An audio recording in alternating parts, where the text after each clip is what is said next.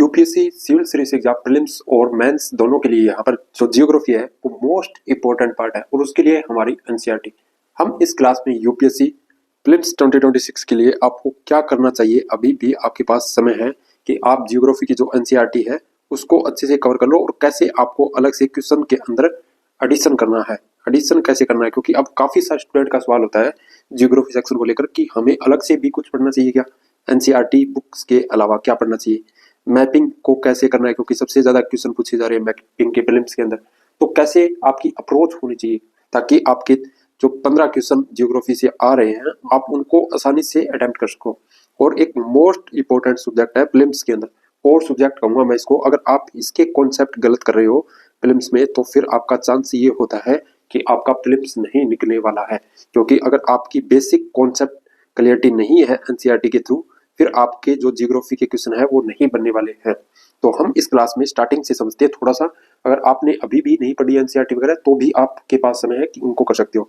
सबसे पहले आपको पता होना चाहिए कि फिजिकल जियोग्राफी आता है सबसे ज्यादा प्रीलिम्स के अंदर, उसके बाद इंडियन जियोग्राफी, वर्ल्ड जियोग्राफी, और कुछ सेक्शन है वो एनवायरमेंट जियोग्राफी से भी काफी पूछ रहा है, और करंट अफेयर के क्वेश्चन ऐड करके। तो आपके कितने क्वेश्चन आते हैं आपको पता होना चाहिए। सबसे पहले 2025 के अंदर यहाँ पर 14 क्वेश्चन पूछे गए थे और इसमें से फिजिकल जियोग्राफी के थे आपके 6 से 7 क्वेश्चन। अब आप समझते चलना, यहाँ पे 6 से 7 क्वेश्चन आपके फिजिकल जियोग्राफी के, जिन उन्होंने एनसीईआरटी को अच्छे से बेसिक से किया है वो इन क्वेश्चंस को कर सकते हैं। और ऐसा मैंने पहले विद प्रूफ आपको दिखाया, ये नहीं कि यहाँ पे सिर्फ मैं आपको हवा में बातें कर रहा हूँ। नेक्स्ट 2024 के अंदर 20 क्वेश्चन पूछे गए, 2023 में यहाँ पर 16 क्वेश्चन, और 2022 के अंदर 16 क्वेश्चन पूछे गए, 2021 में 10 क्वेश्चन पूछे गए, 2020 में 10 क्वेश्चन, 2019 में यहाँ पर 14, और 2018 में 10, और 2017 में 9। यानी कम से कम 9 क्वेश्चन यहाँ पर पूछे गए और ज्यादा से ज्यादा 20 क्वेश्चन जियोग्राफी सेक्शन से पूछे गए।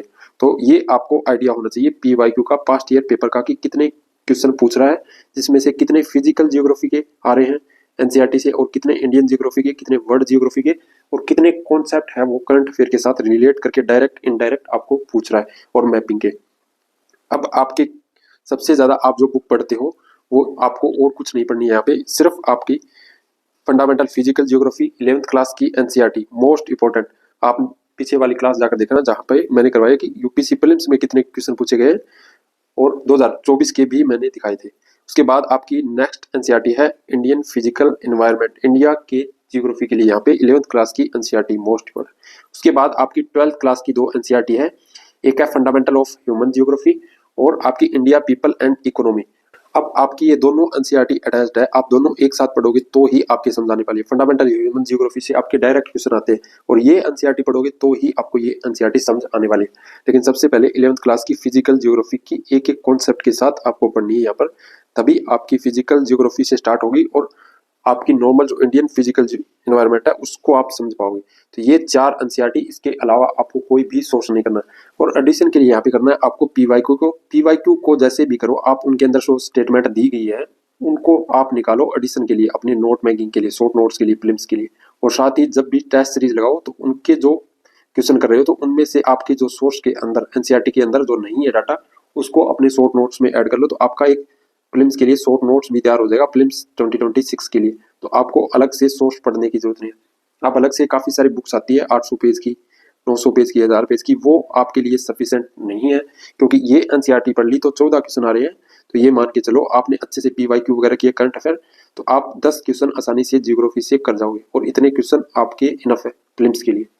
ये यहाँ पे आप समझ लेना। तो ये एनसीईआरटी। अब क्वेश्चन देखते हैं हम। क्वेश्चन एनसीईआरटी से डायरेक्ट बन रहे हैं लेकिन उनमें आपकी कॉन्सेप्ट क्लैरिटी होनी चाहिए एकदम से, तभी आपके क्वेश्चन बनने वाले। जैसे वायुमंडल में विद्यमान धूल कणों की मात्रा विषुवतीय और ध्रुवीय क्षेत्रों की अपेक्षा उपोष्ण और शीतोष्ण क्षेत्रों में अधिक है। कथन सेकंड में उपोष्ण और शीतोष्ण क्षेत्रों में कम शुष्क पवन चलती है। अब ये क्वेश्चन एनसीईआरटी से ही बनने वाला है आपके, अगर नहीं पढ़ा तो आपको देखने की भी जरूरत नहीं है और क्वेश्चन गलत हो जाएगा। अब ऐसे क्वेश्चन आपके प्रीलिम्स में गलत हो रहे हैं तो फिर यहाँ पे काफी नुकसान होने वाला है, क्योंकि ये क्वेश्चन है वो डायरेक्ट आपके कॉन्सेप्ट है बेसिक आपके फिजिकल जियोग्राफी के, वहां से बन रहे हैं। अब ये क्वेश्चन ले लो, आपके डायरेक्ट आपके एनसीईआरटी से पूछा गया और मैंने ये सारे क्वेश्चन पहले करवाए हैं, फिर से मैं आपको यहाँ पे, क्योंकि काफी डाउट आ रहा है जियोग्राफी के अंदर कि क्या पढ़ना चाहिए, 10 से 15 क्वेश्चन पूछ रहा है यूपीसी प्रीलिम्स में, इसलिए। अब ये क्वेश्चन की स्टेटमेंट देखो यहाँ पे, अगर आपने इस क्वेश्चन को अच्छे से नहीं समझा, इसकी कॉन्सेप्ट को नहीं समझा है तो आपको नहीं कर पाओगे। और ये एनसीईआरटी के अंदर आपके डायरेक्ट दे रखा है। ऐसे ही आप और क्वेश्चन यहाँ पे देख सकते हो, ये देखिए ये क्वेश्चन भी आपके डायरेक्ट एनसीईआरटी से पूछे गए। मैंने पेज भी यहाँ पे ऐड किए थे, पहले वाले क्वेश्चन देखना आप। तो ये डायरेक्ट अब महाद्वीपीय विस्थापन की घटना है वो डायरेक्ट एनसीईआरटी में दे रखा है। या जनवरी माह में समतापी रेखाओं के मानचित्र पर जो आइसोथर्मल होते हैं उनके बारे में यहाँ पे एनसीईआरटी के अंदर दे रखा है। जो गल्फ स्ट्रीम है, अटलांटिक फायर ड्रिफ्ट है, उनके बारे में हमारी एनसीईआरटी में बेसिक्स कॉन्सेप्ट के साथ अच्छे से समझाया गया है। नेक्स्ट अब ये क्वेश्चन देखिए, अब कितने ज्वालामुखी उद्गारों के उत्पाद है, यहाँ पे ये क्वेश्चन भी आपकी एनसीईआरटी से पूछा गया था 2024 के अंदर डायरेक्ट आपके। और ये कॉन्सेप्ट बार बार आते हैं, बार बार रिपीट होती है, थीम्स रिपीट होती है आपकी। सबसे मोस्ट इंपॉर्टेंट ये कि थीम्स आपकी रिपीट होती रहती है। यहाँ पे थीम्स है, पीवाईक्यू पढ़ोगे तो आपको पता चल जाएगा कि हाँ ऐसे बन रहे हैं क्वेश्चन। आपने जियोग्राफी के लगभग 10 ईयर के क्वेश्चन अच्छे से कर लिए, एक एक स्टेटमेंट को समझिए, गलत स्टेटमेंट है उसको भी निकालो, सही स्टेटमेंट है उसको भी निकालो। तो आपका यहाँ पे एनसीईआरटी पढ़ने के साथ ये मान के चलो कि आपका जियोग्राफी का सिलेबस है वो कंप्लीट हो जाता है। बाकी आप करंट अफेयर से ऐड करके पढ़ सकते हो। अब ये क्वेश्चन देखिए 21 जून वाला, ये पहले भी रिपीट हुआ है, मैंने करवाया है और ये डायरेक्ट आपकी एनसीईआरटी में दिया गया है। बस इसमें आपकी कॉन्सेप्ट क्लैरिटी होनी चाहिए अच्छे से, तभी आप इसको अटेम्प्ट कर सकते हो। अब ये कोरियल्स बल पर दिया गया क्वेश्चन है, ये आपकी एनसीईआरटी में डायरेक्ट दिया गया है। ऐसे ही और एग्जाम्स के बारे में मैं आपको बताता हूँ। सीडीएस या एनडीए के जो एग्जाम होते हैं उनके आप जियोग्राफी के क्वेश्चन देखना, जियोग्राफी के क्वेश्चन आप वहां पर देखना। तो आपकी जितने भी आपके 3-4 साल को आपके मिले उनके अच्छे से पीवाईक्यू करो, क्योंकि जियोग्राफी के डायरेक्ट एनसीईआरटी से पूछे गए। और आप करो ना करो लेकिन जियोग्राफी की क्वेश्चन करो, क्योंकि वो डायरेक्ट आपकी इन्हीं फिजिकल जियोग्राफी और 11th क्लास की 12th क्लास की एनसीईआरटी से पूछे गए, जिससे आपको यहाँ पे हेल्प होगी। अब ये क्वेश्चन भूप्रपट्टी में विद्यमान निम्नलिखित प्रमुख तत्वों को भार प्रतिशतता के अनुसार बढ़ते क्रम में व्यवस्थित कीजिए। तो ये क्वेश्चन यहाँ पे एनसीईआरटी के पेज चैप्टर अध्याय 5 में दे रखा है, यहाँ पे खनिज एवं सेल वाले चैप्टर में। अब ये यहाँ पे आपने क्वेश्चन के रूप में देख लिया और आपने यहाँ से रिवीजन कर लिया, ये सीडीएस का क्वेश्चन। तो अब प्रीलिम्स में जैसे ही आपके ऐसा कोई क्वेश्चन बन रहा है अगर नेक्स्ट ईयर, आप देखते ही यहाँ पे क्वेश्चन को अटेम्प्ट कर दोगे, क्योंकि वही एनसीईआरटी आप इन एग्जाम्स के लिए पढ़ते हो और वही आपको प्रीलिम्स के अंदर पढ़नी है। तो आपको क्वेश्चन फॉर्मेट रूप में मिल जाए। अब आप कहोगे कि एमसीक्यू प्रैक्टिस कर लो, कोचिंग सेंटर की टेस्ट सीरीज, हाँ वो करो, लेकिन ये यूपीएससी के एग्जामिनर ने क्वेश्चन सेट किए और इनका एप्टीट्यूड है वो अलग ही होता है। यहाँ पर क्वेश्चन को फ्रेम करने का एप्टीट्यूड अलग होता है एग्जामिनर का, और कोचिंग सेंटर का अलग होता है। वो डेवलप नहीं कर पाते हो जो आप यहाँ पे यूपीएससी के क्वेश्चन को प्रैक्टिस करके समझ पाते हो। तो आप इसलिए यहाँ पे ये क्वेश्चन जरूर करना। और हर सीडीएस एनडीए एग्जाम में आपको लगभग 8 से 10 क्वेश्चन आपको जरूर मिलेंगे। ऐसे करके आप लगभग 5 साल के भी करते हो तो भी आपके काफी अच्छे पीवाईक्यू है वो एनसीईआरटी से क्या हो जाएगी, आपकी प्रैक्टिस हो जाएगी। अब ऐसे ये क्वेश्चन रिएक्टर पैमाने से पूछा गया, भूकंप से रिलेटेड, ये भूकंप के प्रभाव, ये भूकंप माप, ये सब हमारी एनसीईआरटी में डायरेक्ट दे रखा है। अब एक दो क्वेश्चन नहीं, ऐसे 2024 के अंदर मैंने दिखाए थे कि लगभग 6 से 7 क्वेश्चन पूछे गए। 2025 में यहाँ से 3 से 4 क्वेश्चन एक एनसीईआरटी से डायरेक्ट पूछ रखे थे, और उसके अलावा हमारी इंडियन जियोग्राफी या 12th क्लास की जियोग्राफी एनसीईआरटी, वहां से भी क्वेश्चन बन रहे थे। तो ये है आपके क्वेश्चन ऐसे बनते हैं। अब हम माइक्रो टॉपिक के रूप में देखें कि हमें पढ़ना क्या है जियोग्राफी के अंदर। तो सबसे पहले फिजिकल जियोग्राफी आपको कॉन्सेप्ट के अनुसार ही पढ़ना है। अगर ये पॉलिटी या और सब्जेक्ट नहीं है कि आपने आर्ट एंड कल्चर की तरह पढ़ा है इसको, तो आपके कॉन्सेप्ट क्लियरिटी नहीं होगी, तो यहाँ पर क्वेश्चन नहीं बनेंगे, 100% नहीं बनेंगे, ये आप देख लेना। अब सबसे पहले फिजिकल जियोग्राफी के अंदर आपकी एनसीईआरटी है, उसमें अर्थ एंड स्ट्रक्चर के बारे में दे रखा है। अब अर्थ और स्ट्रक्चर का जब भी टॉपिक करो तो आपको पीवाईक्यू पता होने चाहिए कि पास्ट ईयर में ऐसे कितने क्वेश्चन पूछे गए जिससे आपके नेक्स्ट ईयर बनने के चांस है यहाँ पे, और कौन कौन से टॉपिक है वो रिपीट हो रही है थीम्स यहाँ पे, वो भी पता होना चाहिए। तो यहाँ पे जो स्ट्रक्चर ऑफ अर्थ है including crust, mental and core well tectonic activities है, वहां से लगातार क्वेश्चन बन रहे हैं, तो मोस्ट इंपोर्टेंट होता है। प्लेट टेक्टोनिक है एंड कॉन्टिनेंटल ड्रिफ्ट है, जिनमें कैसे मूवमेंट होता है प्लेट्स के अंदर एंड कैसे फॉर्मेशन होती है उनकी, landform like mountains, earthquake and volcanoes है, उनके बारे में भी आपको अच्छे से पढ़ के जाना है। जब वोल्केनो का मैंने दिखाया आपको, अर्थक्वेक के बारे में क्वेश्चन कैसे पूछा है, माउंटेन के बारे में आपसे पूछ सकता है कि क्वेश्चन पूछा है कि ये वलित पर्वत है, ये कौन सा है, तो ऐसे कौन कौन सी नदियां निकलती है, सब अच्छे से। और जियोमॉर्फोलॉजी जैसे लैंड रिफॉर्म है, माउंटेन्स है, वैलीज है, प्लेन्स है, उनके प्रोसेस और इरोजन कैसे होते हैं, उनके वेदर सिस्टम के बारे में, तो ये टॉपिक आपको टेलीग्राम पे भी मैंने डाल रखी है, वहां से भी देखना, क्योंकि इसलिए इंपॉर्टेंट हो जाते हैं पढ़ने को। आप सारे टॉपिक आप पढ़ सकते हो खुद से, लेकिन स्टार्टिंग से एक एक टॉपिक की कॉन्सेप्ट क्लियरिटी और पीवाईक्यू अच्छे से कैसे कितने क्वेश्चन पूछेंगे, नेक्स्ट टॉपिक ऐसे पीवाईक्यू करते जाओगे तो आपकी क्लियरिटी होती जाएगी, क्वेश्चन एक भी गलत नहीं हो। सबसे बड़ी प्रॉब्लम क्या हो रही है कि क्वेश्चन ही गलत हो रहे हैं एनसीईआरटी पढ़ने के बाद। सबसे बड़ी गलती है कि हमारे पास एनसीईआरटी बुक है, सब कुछ है, लेकिन क्वेश्चन गलत हो रहे हैं। क्यों? क्योंकि कॉन्सेप्ट क्लियरिटी नहीं है। और जियोग्राफी ऐसे सब्जेक्ट, इकोनॉमिक्स एनवायरनमेंट में आपकी कॉन्सेप्ट क्लियरिटी होनी चाहिए, तभी आपके क्वेश्चन यहाँ पे बनते हैं। अब नेक्स्ट जैसे वेदर सिस्टम हो गया, जिसमें मानसून है, साइक्लोन एंड जेट स्ट्रीम, ये कैसे काम करते हैं सब कुछ आपको। ओशनोग्राफी मोस्ट इंपॉर्टेंट है, ओशनोग्राफी मोस्ट इंपॉर्टेंट है। यहाँ पे टाइड्स कैसे बनते हैं, phenomena and El Nino, La Nina से हर साल क्वेश्चन देखने को मिलता है। अब ये बेसिक कॉन्सेप्ट कहाँ पे मिलेगा आपको? एनसीईआरटी के अंदर ही मिलेगा। क्लाइमेटोलॉजी है, climatology most important, star mark कर लेना इन दो को, ओशनोग्राफी और climatology. Climate of earth the factor affecting, कैसे इफेक्ट करता है, कैसे क्लासिफिकेशन है, कोपेन का जो जलवायु सिस्टम है हमारी एनसीईआरटी में दे रखा, मोस्ट इंपॉर्टेंट है। इन चैप्टर से लगातार क्वेश्चन बनते हैं। अब कितने टॉपिक होते हैं आपके? अगर एक एनसीईआरटी को आप अच्छे से कॉन्सेप्ट के अनुसार करो तो 15 दिन के अंदर फिजिकल जियोग्राफी की एनसीईआरटी को कर सकते हो। उसके साथ आप पीवाईक्यू भी देख सकते हो, सिर्फ आप प्रीलिम्स के नहीं बल्कि सीडीएस, एनडीए, सीएपीएफ सब एग्जाम के पीवाईक्यू कर सकते हो। तो ये है आपकी फिजिकल जियोग्राफी। उसके बाद है आपकी इंडियन जियोग्राफी।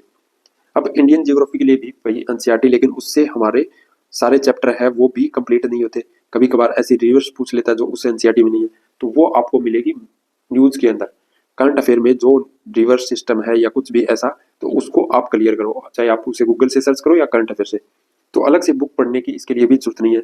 जैसे डिवीजन ऑफ इंडिया का पार्ट है, जैसे हिमालय से रिलेटेड है, इंडो गंगेटिक प्लेन्स है, या पेंसुलर रीजन है, या कोस्टल प्लेन है, आइसलैंड है, उनके बारे में क्वेश्चन पूछ रहा है। और ये आपके सेकंड चैप्टर में ही डायरेक्ट दिए गए।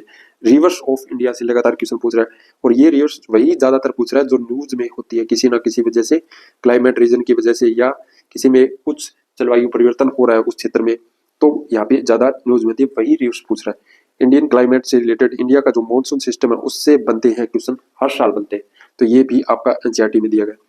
सोयल टाइप से अब क्वेश्चन कभी कभार पूछता है, लेकिन वो आपके कहाँ पे, आपके कृषि से रिलेटेड वाले चैप्टर में पूछता है। जैसे आपके कॉटन को देकर यहाँ पर पूछ लेगा, या गन्ना की फसल के बारे में रिलेटेड देकर पूछ लेगा, काली मिट्टी के बारे में पूछ रहा है कैसी इनके, ये ऐसे पूछ रहा है। डायरेक्ट क्वेश्चन नहीं बन रहे, तो सोयल टाइप वाला भी आपको करना है।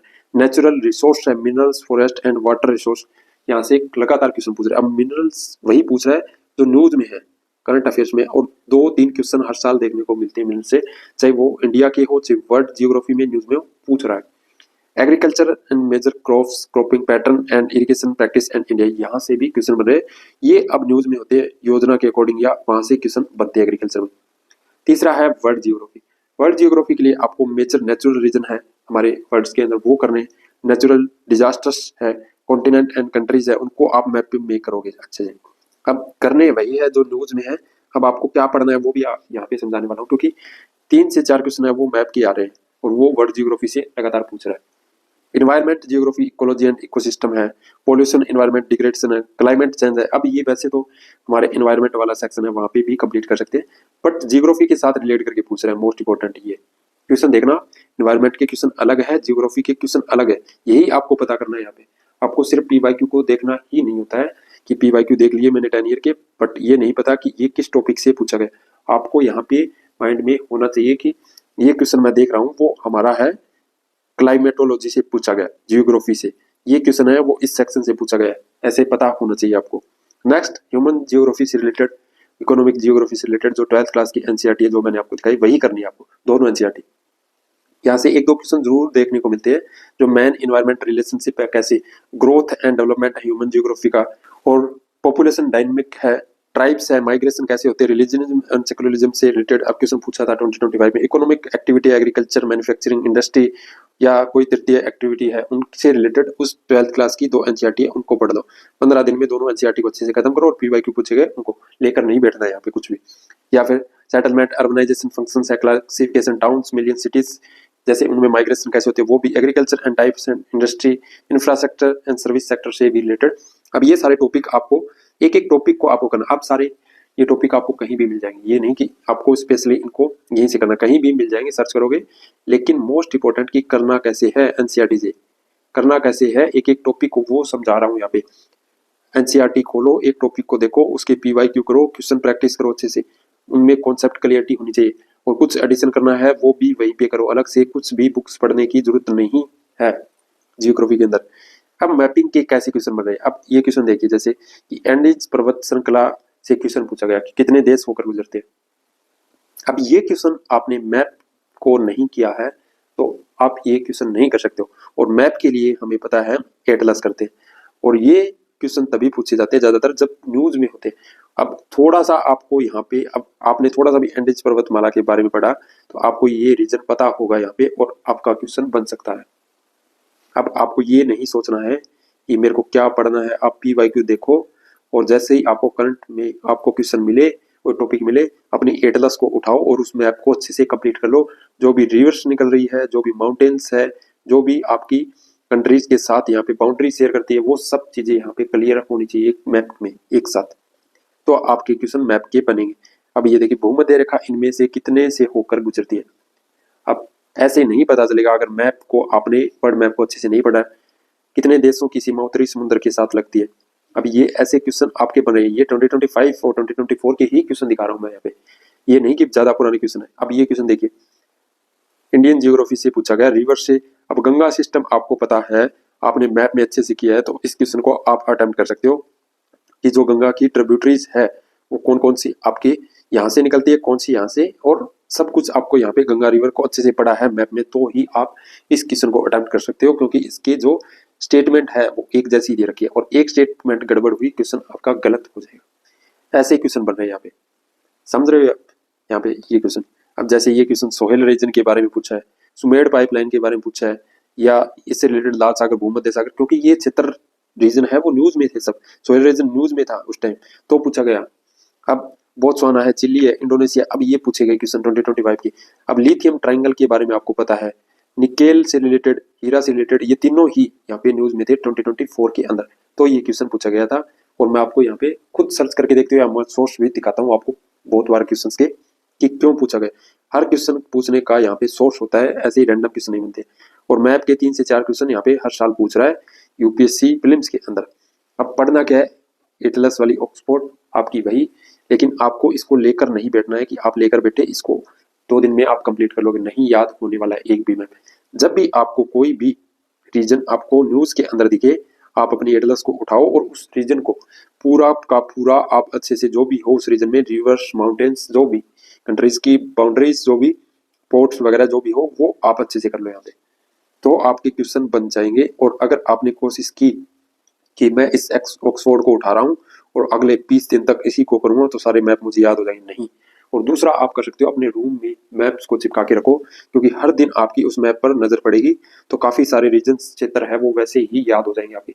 और ये कोई वो नहीं कि आपको रूम चमकाना है, बल्कि आपको यहाँ पे ऐसे मैप चिपके होते हैं तो सामने कोई भी कंट्रीज, कोई भी स्टेट या कोई भी रीजन यहाँ पे न्यूज में होगा तो वो आप देखते ही उसको पहचान जाओगे, तो आप उसको पढ़ने लगोगे। फिर पूरी एटलस को पढ़ने की जरूरत नहीं है एक साथ, ये गलती मत करना, नहीं पढ़ा जाएगा। अब ये क्वेश्चन देखिए, यूपीएससी प्रीलिम्स 2023 में पूछा गया कि सीमा यूक्रेन से साझा करती है। अब यूक्रेन न्यूज में था, पूछ लिया 2023 में, काफी न्यूज में था।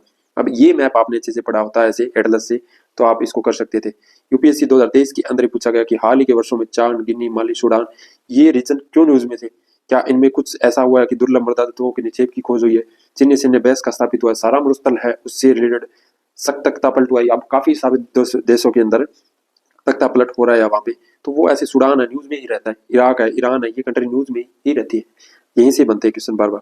अब ये क्वेश्चन देखिए 2023 में पूछा गया, नारगानो कराबाख संघर्ष का समाधान। अब काफी संघर्ष हो रहा था इस रीजन में, तो यहाँ पे पूछ लिया आपको अर्मेनिया, अजरबैजान, इजरान, लेबनान, ये रीजन हर दिन न्यूज में मिलते हैं आपको। तो इसके लिए आपको ये नहीं कि पूरी एटलस उठानी पड़ेगी, नहीं, जब भी न्यूज में दिखे टॉपिक कर लो। अब 14 क्वेश्चन 15 क्वेश्चन पूछ रहा है, उसमें से 2-3 क्वेश्चन आपके डायरेक्ट मैपिंग के आ रहे हैं, वो भी न्यूज में होते हैं। और बाकी आपकी फिजिकल जियोग्राफी की एनसीईआरटी है, 5 से 3-4 क्वेश्चन बन रहे हैं, पिछली बार 5 से 6 क्वेश्चन बने थे, ऐसे क्वेश्चन बन रहे हैं। इंडियन जियोग्राफी है, उससे 1-2 क्वेश्चन बन रहे हैं। 12th क्लास की एनसीईआरटी, उससे भी 1-2 क्वेश्चन बन रहे हैं। तो फिर आपको अलग से सोर्स पढ़ने की जरूरत क्या है, मुझे ये बताओ। और ये क्लासें आप देखना, सबसे पहले यहाँ पे मैंने दिखाया कि कैसे डायरेक्ट एनसीईआरटी से पूछे हैं, आपने देखी होगी, नहीं देखी तो आपकी 8 मिनट 9 मिनट की क्लास है, देख लेना। और 11th क्लास की फिजिकल ज्योग्राफी की एनसीईआरटी से सीडीएस एग्जाम 2025 हुआ, उसके क्वेश्चन देखना, काफी सिमिलरिटी होती है क्वेश्चन में, डायरेक्ट पूछे गए 20 अंक के क्वेश्चन एनसीईआरटी एक बुक से। और यही एग्जामिनर सेट करते हैं यूपीएससी, क्योंकि सीडीएस एनडीए सब यूपीएससी की तरह होते हैं, आपको पता होना चाहिए यहाँ पे। अब मेरे को बताओ कि आपके इसमें क्या प्रॉब्लम है कि जियोग्राफी आप को बड़ी बड़ी बुक से पढ़ना पड़ेगा तभी आप कर पाओगे। ऐसा कुछ है? कुछ भी नहीं है, क्योंकि आपने एक बार इन एनसीईआरटी की कॉन्सेप्ट क्लैरिटी ले ली अच्छे से बेसिक से, तो आपको फिर कुछ भी प्रॉब्लम नहीं होने वाली। अगर इन्हीं एनसीईआरटी से आप क्वेश्चन गलत कर रहे हो तो फिर गलत होने ही वाले हैं आपके सारे। अब डायरेक्ट या इनडायरेक्ट बोलूँ मैं, आपके लगभग क्वेश्चन है वो आपके ज्योग्राफी से हो या किसी भी सब्जेक्ट से, वो करंट से रिलेटेड आते हैं। लेकिन उसके साथ आपको ये नहीं कि डायरेक्ट करंट अफेयर पे ही पढ़ना है आपको, आपका स्टैटिक पार्ट कवर होना चाहिए पूरा अच्छे से, तभी तो आपकी। अब एल नीनो आ रहा है आपका, एल नीनो ला नीनो, अगर आपको नहीं पता है कॉन्सेप्ट क्लियरिटी तो फिर आप कैसे करोगे इसको? अगर आपने इस एनसीईआरटी से नहीं किया है तो आप कैसे करोगे फिर उसको? तो कॉन्सेप्ट क्लियरिटी बनाओ पहले। 10 से 15 क्वेश्चन आ रहे हैं, अगर 10 भी क्वेश्चन बन रहे हैं आपके सारे अच्छे से इन बुक से, तो उसमें आपको नुकसान नहीं होगा और प्रीलिम्स भी नहीं रुकेगा। अगर इन बुक से क्वेश्चन आ रहे हैं और आपके रुक रहे हैं तो अन्य जो स्टूडेंट है वो आपसे आगे और प्रीलिम्स उसका ही होगा, आपका नहीं होगा। यहाँ पे डीमोटिवेट करने वाली कोई भी बात नहीं है, सिर्फ मैं आपको ये कह रहा हूँ कि एनसीईआरटी को ज्योग्राफी के लिए मोस्ट इंपॉर्टेंट है, पढ़ो। एटलस को पढ़ो, जब भी आपको मैप में कोई भी न्यूज दिखे, करंट में कोई भी आपको रीजन दिखे, तो ये है सारे टॉपिक आपको जो मैंने दिखाए थे वो मोस्ट इंपॉर्टेंट है, उनको अच्छे से करना है। और सारे मैंने टेलीग्राम पे डाल रखे, आपकी कोई भी क्वेरीज हो तो पूछ सकते हो, और इस वीडियो में भी कोई डाउट हो तो भी आप कमेंट करके पूछ सकते हो, कॉल करके, व्हाट्सएप पर मैसेज करके पूछ सकते हो। अपनी पढ़ाई को जारी रखे, 2026 के लिए अभी काफी समय बचा हुआ है, अच्छे से प्रीलिम्स की तैयारी करो, होगा सबका हो जाएगा। थैंक यू, मिलते हैं नेक्स्ट क्लास।